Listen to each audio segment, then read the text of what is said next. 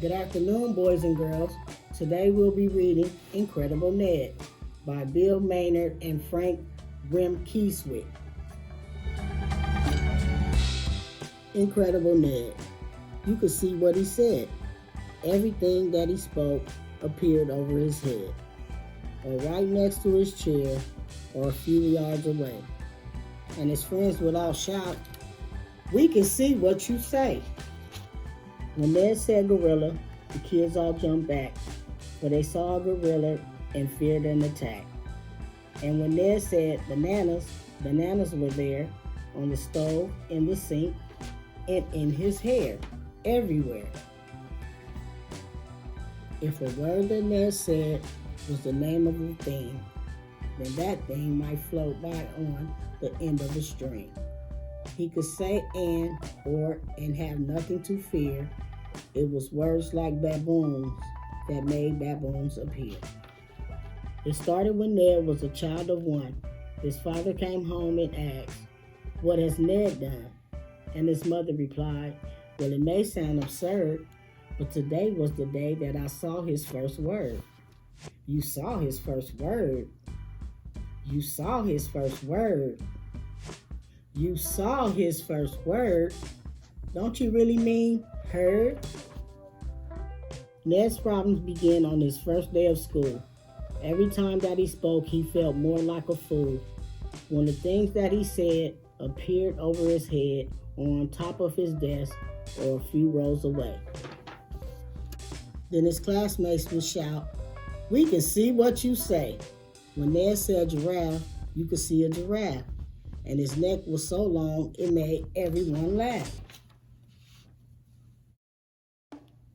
When Ned said parade, one appeared by the wall and marched straight through the class and out into the hall.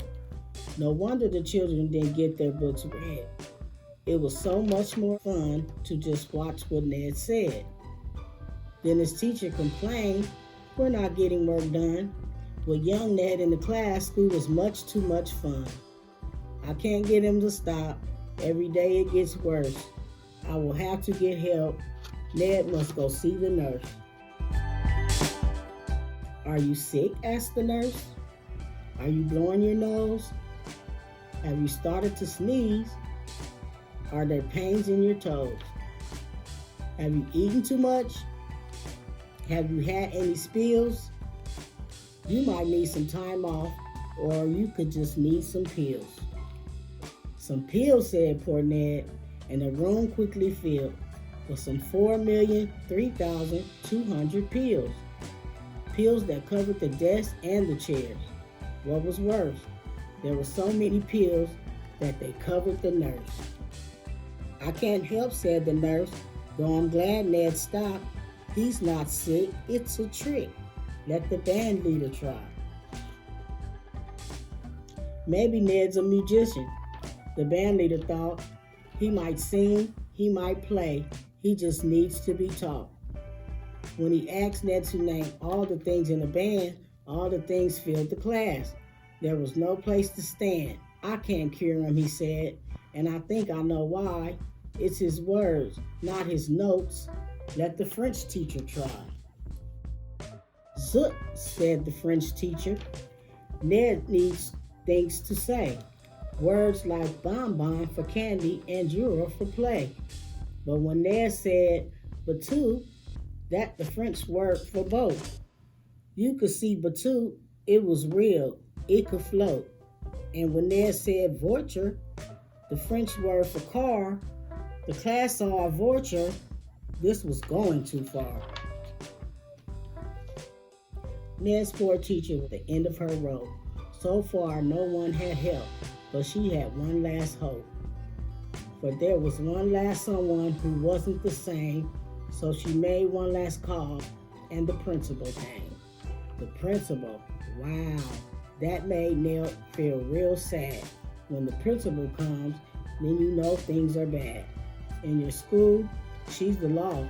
In your school, she's the boss. And the last thing you want is for her to feel cross. "Ned," the principal said, "I will have to be stern. But we want the class calm so the children can learn. And whenever you speak, the whole class comes apart. Since you can't seem to stop what you didn't mean to start, I have made up a rule that should satisfy all. You'll say nothing at all or go stand in the wall. Say nothing or go stand in the wall. Ned must never say bat, never say ball. And that's it. Ned decided, I guess I won't speak. And he sat there in silence for almost a week. Till the art teacher came on her usual day, and they told her why poor Ned had nothing to say. Oh my goodness, she said, let me stop those complaints. And she gave Ned some pencil and papers and paint. And she watched what Ned did, and she liked what she saw when he picked up a pencil and started to draw. He drew fish, he drew birds, he drew flowers and trees, he drew lions and tigers and monkeys and bees. What is that? Asked the teacher. A lion, said Ned, and nothing but nothing showed over his head. What is that? Asked the teacher. A tree, Ned replied, and nothing but nothing appeared at his side. The art teacher smiled. She could understand Ned, and she knew why those things had shown over his head. Ned's an artist, she said. That's what Ned's all about. When your head's full of pictures, they have to come out.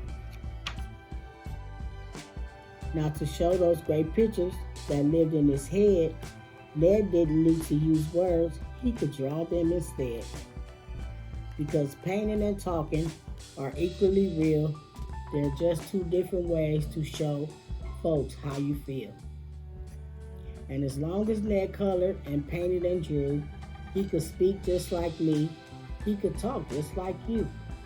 And nothing he said appeared over his head or right next to his desk or a few yards away, and his classmates complained, we can't see what you say.